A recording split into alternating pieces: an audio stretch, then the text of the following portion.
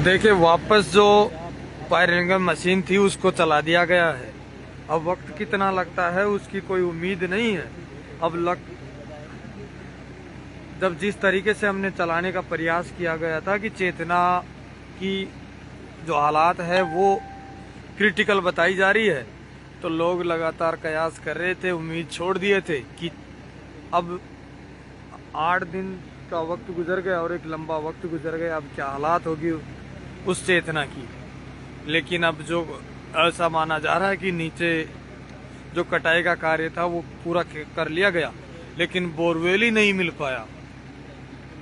अब क्या कहा जाए कि बच्ची को कब निकालेंगे और कैसे निकालेंगे, इसकी स्थिति अब स्पष्टीकरण नहीं है।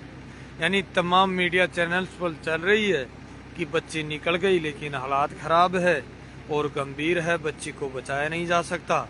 लेकिन अब प्रयास देखिए, वापस से जो पायरिंगल मशीन है वो चला दी गई है। मौके पर लाइव के माध्यम से आप देख पा रहे होंगे, इस मशीन को दूर कर दिया गया था और इनकी जो स्थिति थी वो लगभग क्लियर हो गई थी।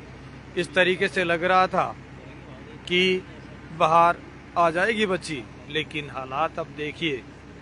जयपुर ग्रामीण से सांसद राव राजेंद्र सिंह मौके पर पहुंच गए थे, जिला कलेक्टर मौके पर मौजूद थी और ऐसा लग रहा था कि बच्ची में कुछ भी नहीं है, क्योंकि हालात तड़प तड़प के वो किस तरीके से रही होगी बोरवेल में इतने दिनों तक। लेकिन मौजूदा स्थिति को लेकर अब यही नहीं कहा जा सकता कि बच्ची आखिर निकलेगी कब तक इस बोरवेल से। अब क्या करे लोग, किस तरीके से लोगों की उम्मीदों को पूरा किया जाए। लोग पहले प्रार्थना में विश्वास करते थे, फिर चेतना का एक तरीके से कि चेतना इस दुनिया से नहीं रही, और अब चेतना का शरीर को लेकर लोग सोच रहे हैं कि आखिर कब तक बाहर निकालेंगे।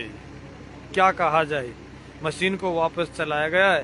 कह रहे हैं कि जो एल पॉकेट में जो सुरंग बनाई गई थी उस तक पहुंच।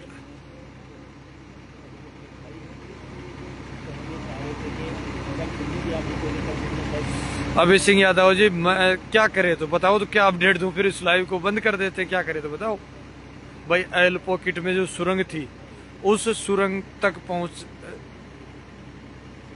एल पॉकेट से बोरवेल तक पहुंच लिया गया है। अब ऊपर की कटाई करनी है, आखिर कर क्या रहे हैं फिर, अब क्या करे तो। राजेंद्र प्रसाद सैनी जी, अब क्या हो रहा है भाई साहब, ये जो पायरिंगल मशीन है उसको चलाया जा रहा है कि थोड़े नीचे और खुदाई करनी है। अब क्या अपडेट दिया जाए फिर आपको कि कब तक चेतना बाहर आ जाएगी और किस हालात में आएगी, कुछ नहीं कहा जा सकता। और चेतना को कब तक एसडीआरएफ और एनडीआरएफ बाहर निकाल कर दे देंगे। बस ये अपडेट आपको देने के लिए तमाम लोगों ने वीडियो को शेयर भी किया था और लोग कयास भी लगाए थे कि चेतना इस दुनिया में नहीं रही, लेकिन चेतना को तो बाहर ही नहीं निकाला जा रहा। क्या कहे, किस तरीके से लाइव चलाया जाए और क्या कहे। रात का समय है और ठंड है और इतनी धुंध बनी हुई है कि लोग रजाइयों में भी एक तरीके से कड़ाके की ठंड पड़ रही है। और यहाँ तो आप देख ही पा रहे होंगे, कोहरा ही कोहरा है। पक्की न्यूज उसमें तो क्या थी, तो उसमें हमने लाइव चलाया था, लाइव के माध्यम से जो सुर्खियां आ रही थी आसपास से कि चेतना के बोरवेल तक पहुंच लिया गया और चेतना में कुछ ही नहीं बचा है। तो हमने कहा था कि हालांकि ऑफिशियल जो न्यूज आएगी उसके माध्यम से चलाएंगे, लेकिन एक लंबा रेस्क्यू चला है, सबसे लंबा रेस्क्यू चला है। तो जयपुर ग्रामीण के इस कोटपुतली विधानसभा का रेस्क्यू चला है। आखिर इतना लंबा रेस्क्यू क्यों चला, कहां तक कमी रही और किस चीज की कमी रही कि आखिर इतना लंबा रेस्क्यू चलाना पड़ रहा है, अब देखिए। लेकिन अब वापस जो पायरिंगल मशीन बाहर से बुलाई गई है उसको वापस चालू कर दिया है। और अब क्या माना जाए कि कब तक आखिर चेतना बाहर निकाल ली जाएगी। जैसे ही कुछ अपडेट आएगा हम निश्चित रूप से आप तक पहुंचाने का प्रयास करेंगे।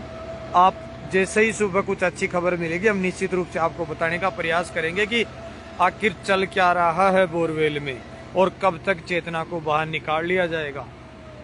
जब तक आप आराम से चेतना को लेकर ईश्वर से कामना करें कि कुछ अगर सांस बचा हो तो चेतना को बता लिया जाए। मौके पर कोई अधिकारी मौजूद नहीं है। ये देखिए बच्ची के दादाजी हैं, वो देख रहे हैं कि अब वापस इस स्पाइनल मशीन को क्यों चला दिया गया है। राजेंद्र प्रसाद सैनी जी, चेतना जिंदा है क्या? भाई कुछ नहीं कहा जा सकता।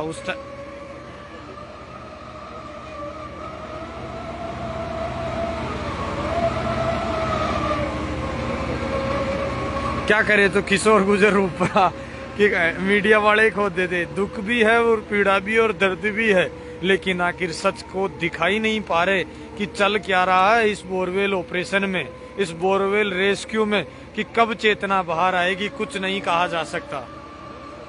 आप देखते रहिए तेज मीडिया ग्रुप और मैं हूं तेजपाल। जय हिंद, जय भारत।